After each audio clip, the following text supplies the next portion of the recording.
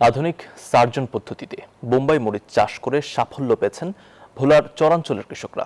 কম খরচে বেশি লাভ হওয়ায় দ্রুত জনপ্রিয় হয়ে উঠছে এ মরিচ চাষ।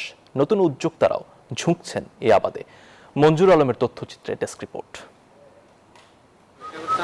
চোখ জুড়ানো সবুজ ফসলের মাঠ, সারি সারি আইলে গাছে গাছে ফলেছে বোম্বাই মরিচ, যেটি নাগা মরিচ নামেও পরিচিত।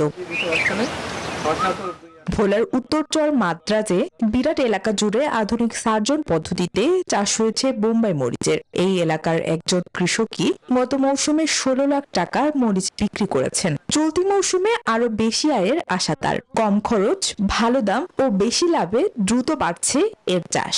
জাহানপুর, চরমনিকা, নীলকমল ও রসুলপুর ইউনিয়নেও চাষ করেছেন অনেকে। বসুন্ধরা টিস্যু অশুদ্ধতার বিরুদ্ধে এক বিন্দুও ছাড় নয়।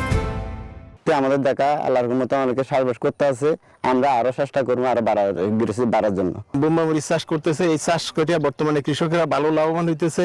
তো এদের দেখা দেখি অন্যান্য কৃষকরা, গ্রামের কৃষক উদ্বুদ্ধ হইতেছে, তারাও এই উচ্চমূল্য ফসল চাষ করতেছে। আমিও করব সামনের দিকে, কারণ এটা ভালো লাভবান হওয়া যায়। বেসরকারি এবং সরকারি কোনো আর্থিক অনুদান পাওয়া যায়, তাহলে আমি আমার কিছু আবাদি জমিন আছে, পতিত জমিন, এখানে আমি চাষাবাদ করতে চাচ্ছি।